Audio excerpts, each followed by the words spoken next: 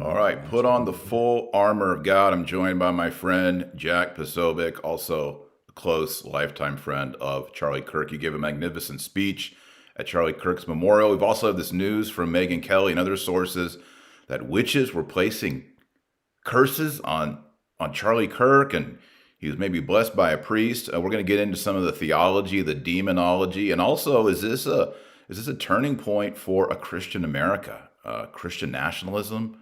Christian patriotism? What's going on? So, Jack Posobiec, how are you? Dr. Tara Marshall, thanks so much for having me on. And I'm right here in the Turning Point studio right now. Charlie's office used to be like right over there. And I've been here at Turning Point ever since he was murdered. And, just trying to help out, trying to be that lending hand, or just, someone that people can lean on, because, he is a pretty big presence here in the organization, and as well as to obviously the rest of the world. And it's really been it's a trying time. It's a challenging time, but the Lord challenges us sometimes. And, I really do believe that the Lord gives us he puts people where they're supposed to be. Put it that way. He puts people where they're supposed to be. And if you're rising to your best and highest use of your God-given talents, you'll be in the right place at the right time. Yeah. You were one of the people, I think, closest to Charlie, worked with him for years, Turning a Point events, radio, podcast. I mean, you were very close to him. We heard your magnificent speech, and I'm going to run that in just a little bit, or an outtake from it. But, seeing him over the years, him grow as a man, tragically taken from us at 31. What's something that you would want people to remember Charlie by, based on your friendship? Not just the platitudes of all the things we've heard, but something, more intimate from Jack Posobiec. Well, something about Charlie that I just want people to remember that Charlie was always committed to pushing people and pushing the country and society, I guess, beyond the United States, Western,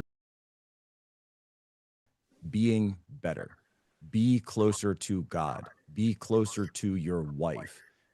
Young men, he had so many messages for young men, be a better young man. And he had a holistic approach to it too. He would talk about religion, he would talk about health, he was a huge cold plunge guy. I don't know if people realize that.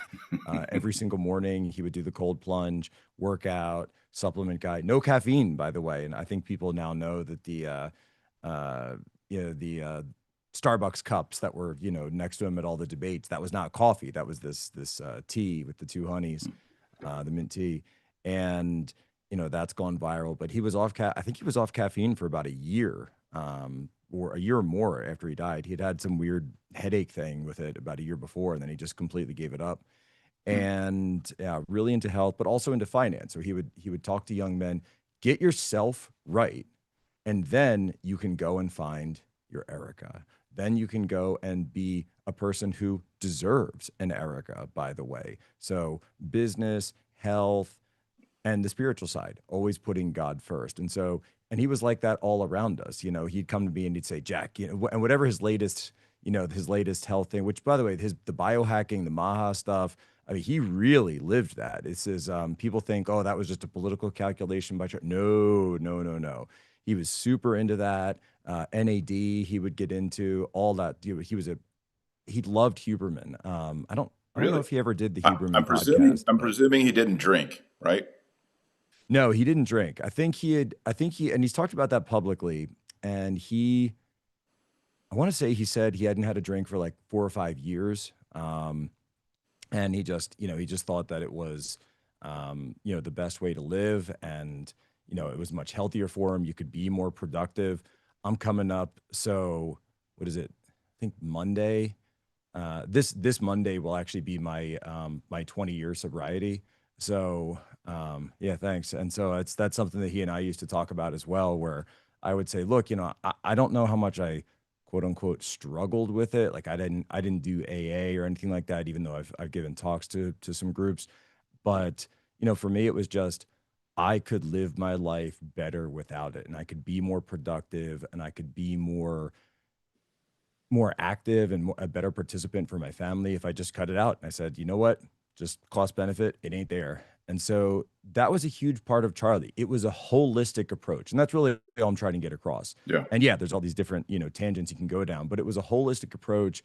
And it wasn't just something that he did in public. It wasn't an act. It wasn't a, a shtick or something. He really lived his life that way every single day. And the one day that he did take off, Saturday, was, and people would know this, that he, puts his phone down on Saturdays, but it was like the most aggressive day off you could have. He's like, all right, family activity, let's go. All right, I'm going to the gym. I'm going for a hike. I'm getting outside. I'm getting into God's nature. I'm going to do this. I'm going to do that. Boom, boom, boom, boom, boom.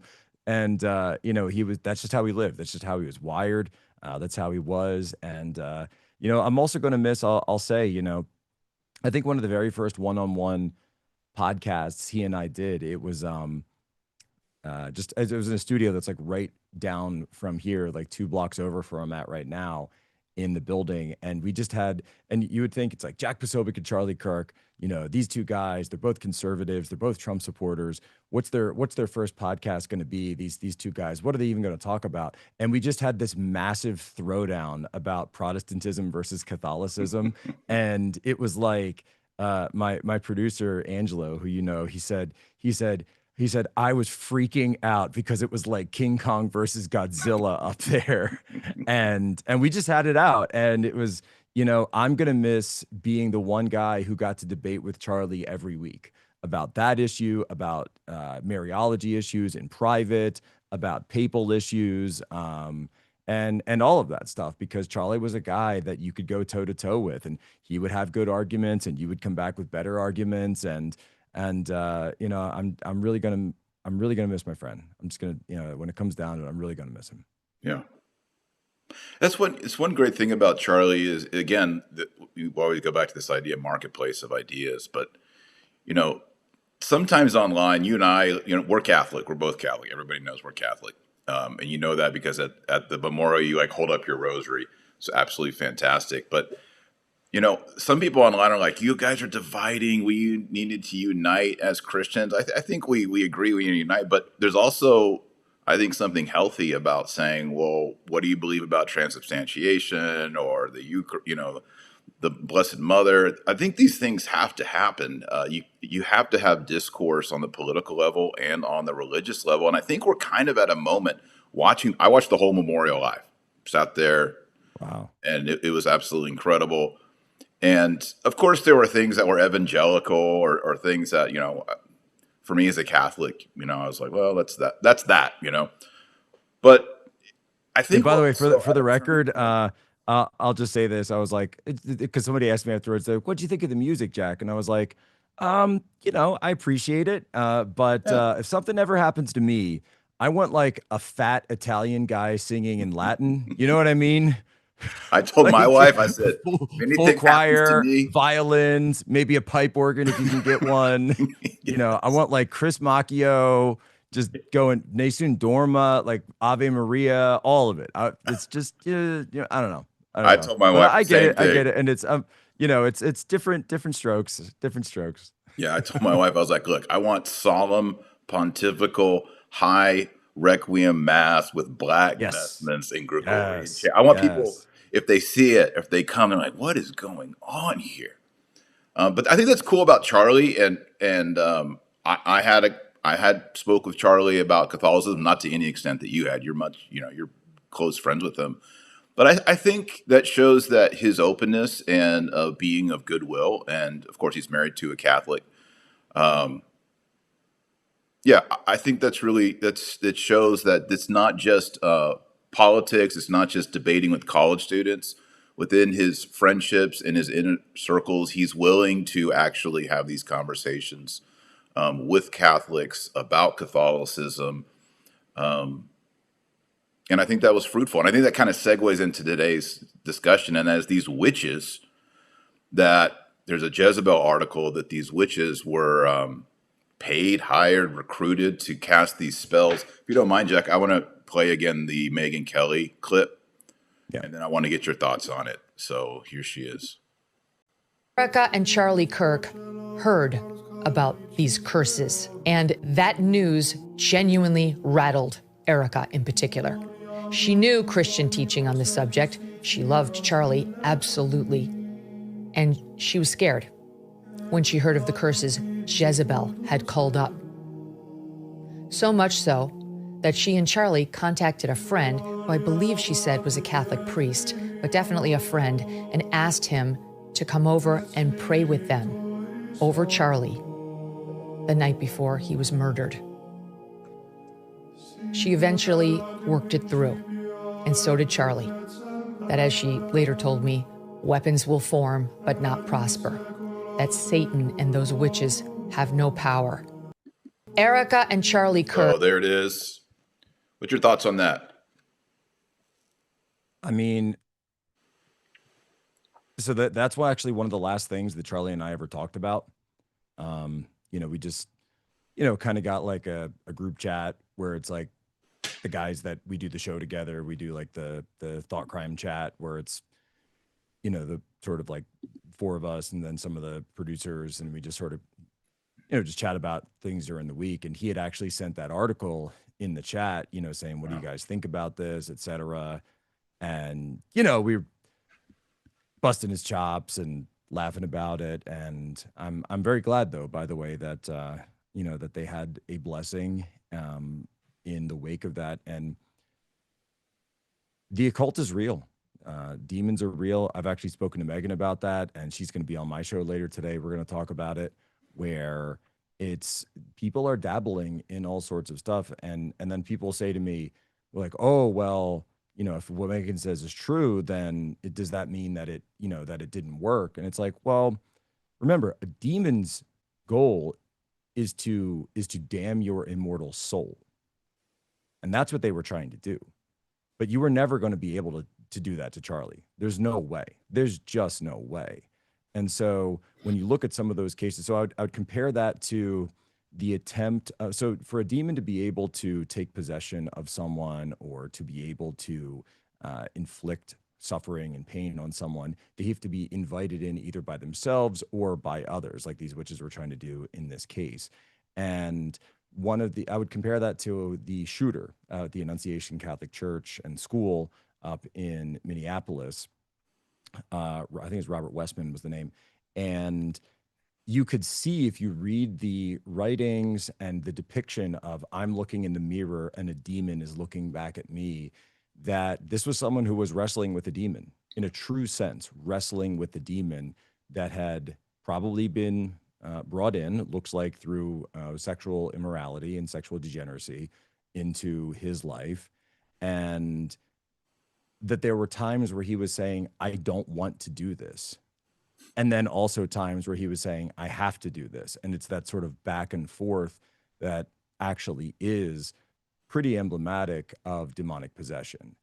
And when you look at that image, that horrifying image of a demon basically taking control of him and then pushing him to, again, walk out. And people need to understand, he was walking up and down, not just at the front of the church, but it was the side of the church where the stained glass windows, and it was one of those churches where each pew is lined up with a stained glass window, and he was raising his firearm and shooting through the stained glass window at the children where they were lined up like a shooting range.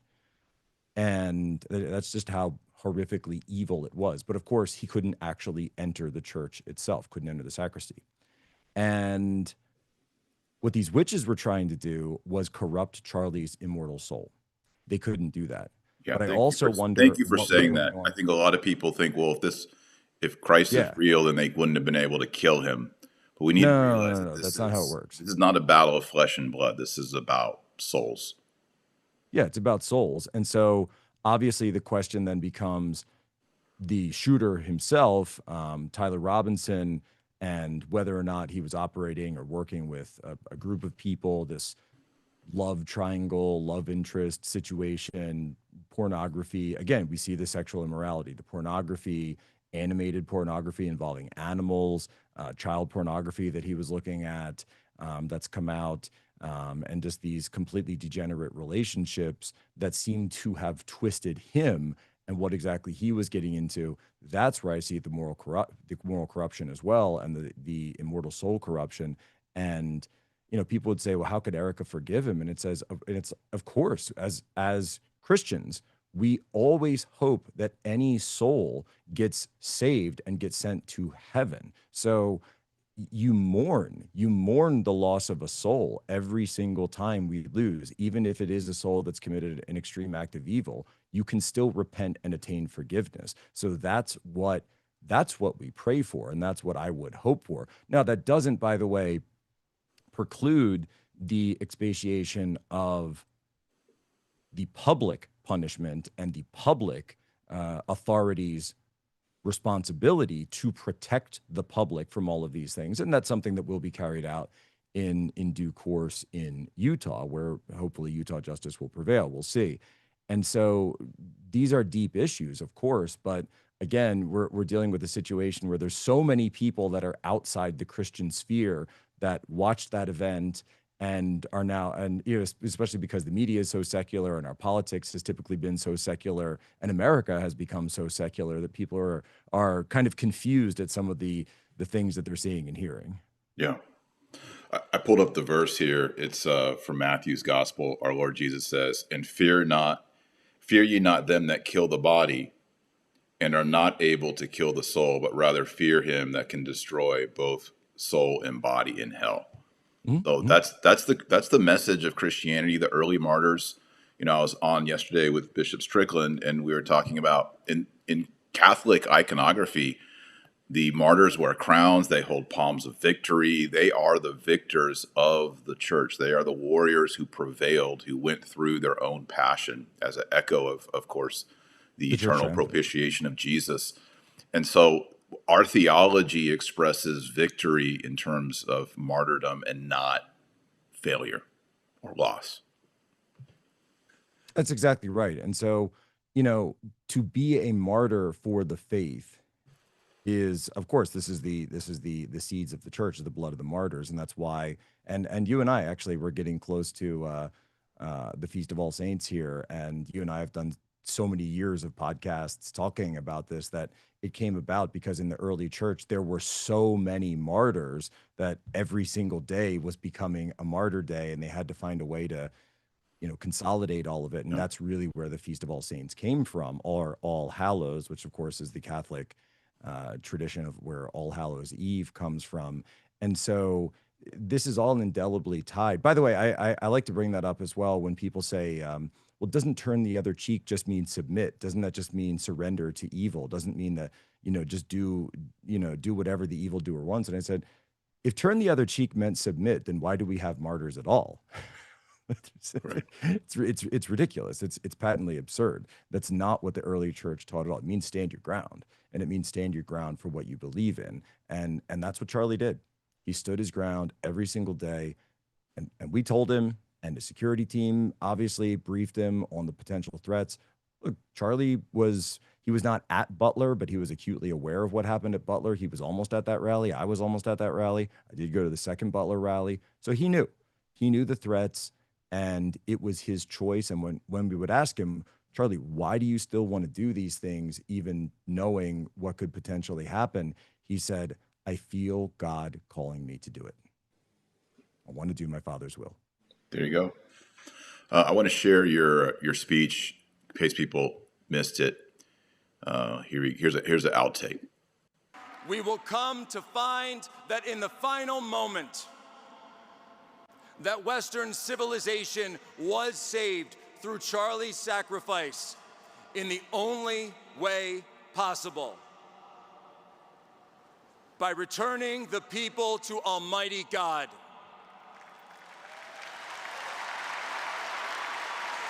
For greater love hath no man than this, than he who laid down his life for his friends.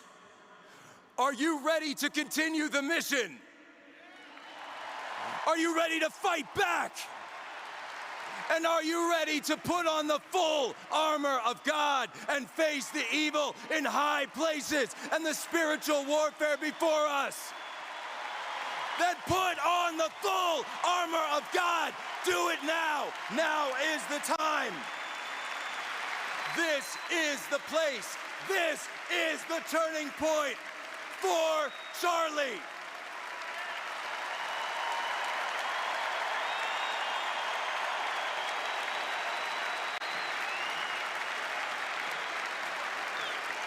God bless to all of you. God bless to everyone, to Charlie's family, to all the families. And Charlie, till we meet again, brother. Awesome. You know, I was thinking during that, my wife and I were just loving you during that when we were watching it live. And I was thinking, we've got all these evangelical preachers and pastors and, you know, these people from that space. And here's a Polish Catholic boy up on stage with his rosary in hand, put on the full armor of God, you know, biblical references, and the people go to their feet. And I was like, man, I'm so proud to be a Catholic. And I'm so proud to know Jack because, you know, Turning Point obviously has that evangelical ethos. But the fact that you have your rosary and the fact that all these people, many of whom would maybe even say are Catholics, even Christian, they recognize the call to the gospel, the call to the kingdom.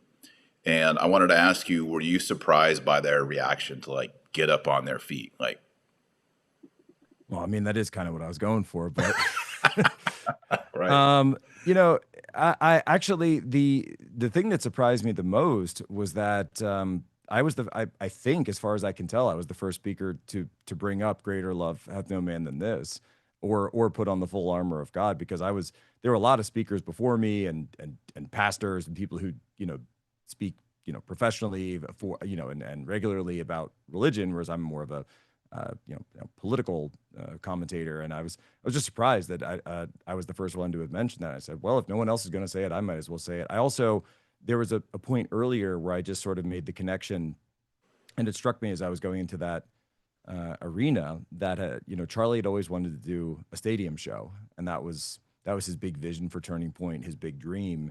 And I said, well, you know, we got there, Charlie, but you didn't make it with us, at least not physically. I was obviously there in spirit, and I thought, you know, it kind of reminded me of the story of Moses, where he's you know, he's on the top of the mountain on his very last day, and God gives him that vision, looking across the Jordan of the promised land. And I said, you know what? Maybe that was Charlie. Maybe that was Charlie on his last day, climbed to the very top of the mountain, and he led his people all the way there. And God said, all right, you're going to be called home now. It's time for the people to move on into the land, but not you. I have other plans for you. And, you know, just kind of struck me. I don't even really know why I said I'd be lying if I said I had any specific intention behind it, other than it struck me as being very similar to Charlie's fight and Charlie's leadership and Charlie's sacrifice there. And then, you know, the power of that moment, though, I think what I was going for, if anything, I mean, I just wanted to do a good job. I was thinking about Erica. I was thinking about my family. But at the same time, is that, look, Charlie showed that there are people in this country that are not interested in debate. And there are people who are not interested in talking out our discussions. And this is not a both sides problem at all. When one side says we're willing to talk and the other side says we're willing to fire bullets at you, then you got a real problem. And we're not going to talk our way out of this. We need specific action from all levels of government. And this is an issue, I would say, where as a Catholic, I see no problem with mixing, you know, well, you're mixing religion and government. You're disobeying the separation of church and state. Like, I don't see that in the Bible anywhere. Right. Sorry. You know, people say, where do you get your values from, your political values? I say, whoa. First of all, I'm not a conservative first. I'm Catholic first. So that's where I get my values. Then the politics is just secondary to that. It's a symptom of being a Roman Catholic. And so, you know, my politics are altar and throne at the end of the day, or at least my values. And so if those are my values, then how are those values served? And they're not served by just sort of, you know, sitting around and waiting for something to happen. No, we are called to action, and we are called to be public Christians. And yes, that in occasion means defending Christendom, and that's what we need to do. Yeah. What were Charlie's thoughts? Christian nationalism is a huge topic. It's been bubbling up over the last 2 or 3 years. People are really talking about it since the memorial, and now that we're seeing this is not just be more conservative or we got to fight the libs. More and more people are seeing this is a spiritual battle. It must be Christ first. What were Charlie's thoughts about Christian nationalism or separation of church and state? And was his thought progressing along those same lines that I think a lot of us are moving towards? Yeah, I mean, I don't know that he ever used the term Christian nationalism, and I saw that you had talked about our conversation about that regarding your fantastic book. I don't think it was a term that resonated with him for whatever reason. But when it comes to the idea of having Christianity at the core of everything that we do, that's exactly what Charlie believed. And when you watch the videos, it's very clear. I mean, he was kind of pulling a bait and switch on the college kids, right? He said, "Oh, come out for a political debate," and then bam, he just hits you with the word of God, and it's like it's Gospels, it's the epistles, it's Deuteronomy. Let's go, let's go, let's go, over and over. And Charlie was obviously as well versed in Scripture as he was in the political, and you could bring up anything in those reigns. Pop culture, you might catch him on a pop culture debate, but sports as well. By the way, he was a huge athlete and followed sports quite regularly, especially college sports. And God and specifically Jesus Christ were at the center of everything, absolutely everything that Charlie did, that Charlie put forward. It was his single and central animating force.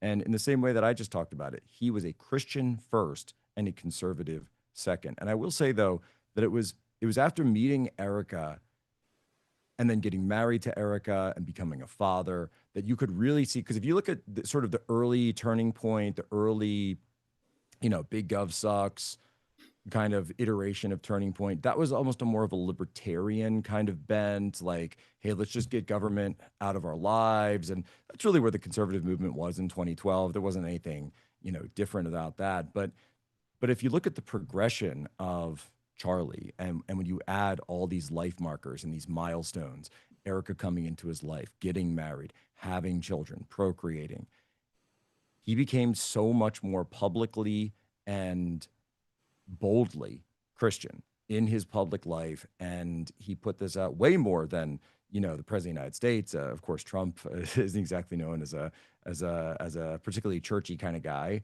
But Don Jr., I'd say Don Jr. I was ribbing him backstage. I said, Don, are you quoting the Bible up there? we got Trump's opening the gospel now. Yeah, he's reading like the book of Acts and Saint Stephen and doing like a Saint biblical Stephen. Like, what is exegesis. that? I looked at my wife. I was like, he was like, all right, I may have had a little help putting it together, but I wanted to do it for Charlie. I said, all right, man, that's cool. That's great. Yeah. Good. And that's the point. And JD Vance, who, by the way, there was a line in his speech that, because when we're backstage, you can see the teleprompter, because that's where they run it from. And so there was a line in his speech that he ad-libbed while he was up there. That was not part of the written speech for JD Vance. And he said that line about, I've spoken more about Jesus Christ and my faith in the last 2 weeks than I think I ever have publicly in my entire career. That was ad-libbed. That wasn't added. And that brought everyone to their feet.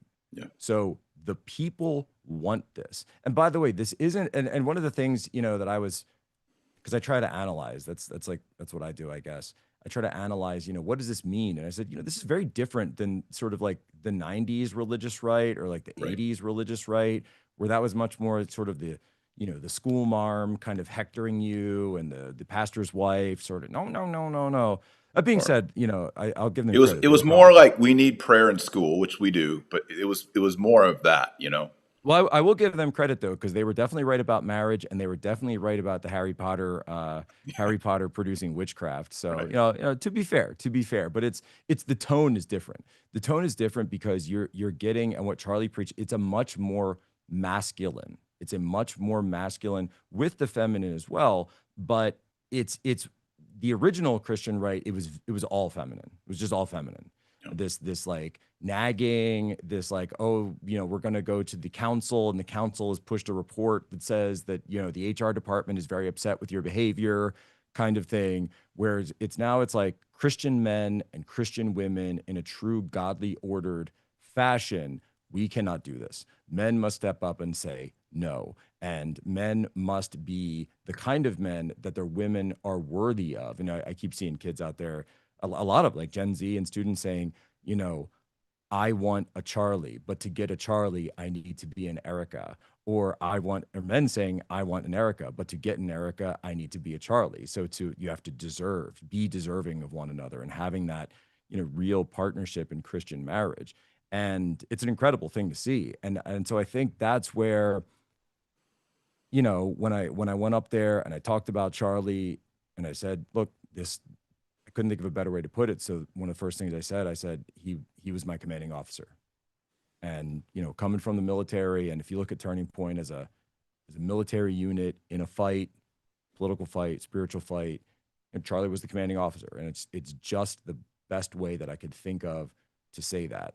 And when you lose your commanding officer on the field of battle, like we did, you have to give him honor, but you also have to fight in his honor to continue his mission. Because while Charlie is a martyr, our goal shouldn't be to become martyrs. Our goal should be instituting the kingdom on earth as it is in heaven, as the Lord's Prayer says. So yes, martyrdom and sacrifice are incredible, glorious gifts, but I do want to caution against people saying like, oh, I'm gonna run into a crowd of BLM or something and preach the God. No, like that shouldn't be the goal. The goal should be to win.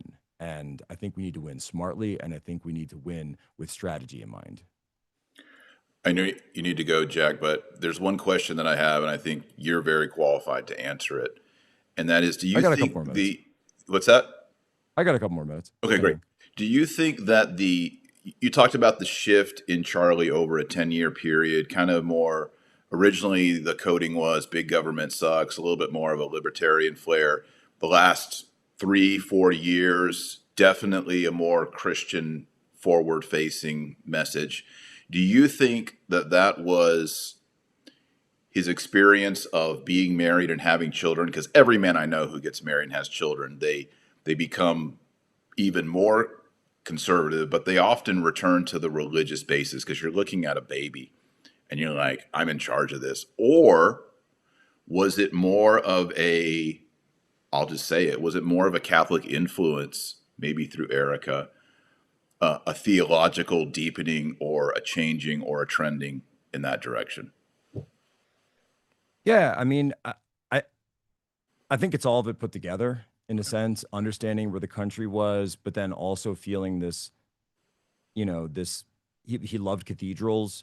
He was very curious about the rosary. I think he had questions about, the Mariology, and he and I would go back and forth on that all the time.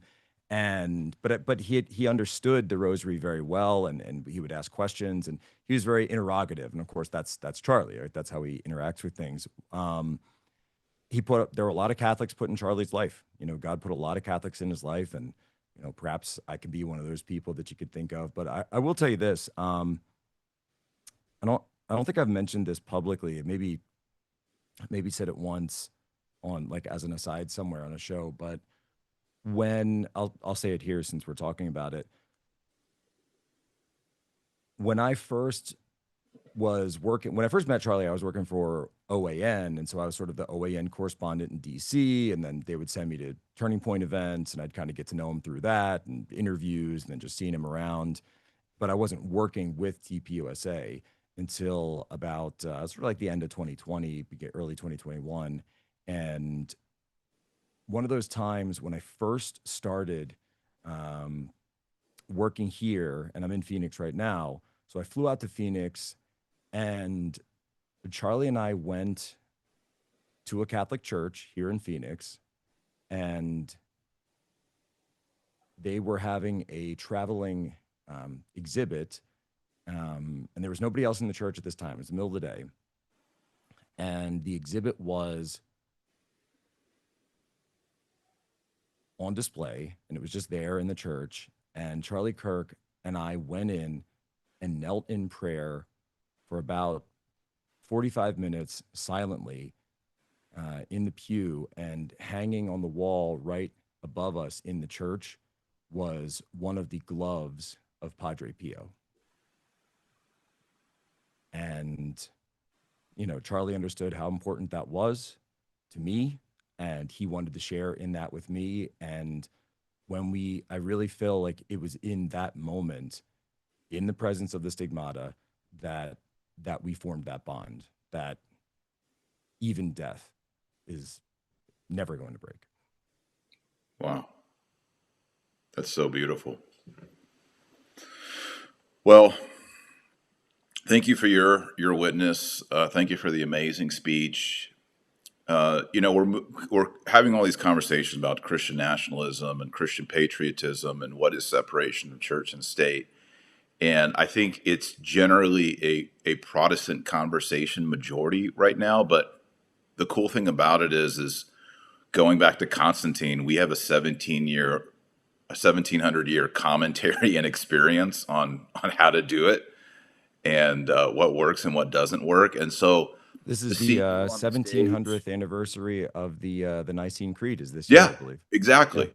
Yeah. Which we love the Nicene Creed. We love the Council of Nicaea. And believe it or not, I think a lot of Protestants don't fully appreciate that there was a political dimension to the Council of Nicaea.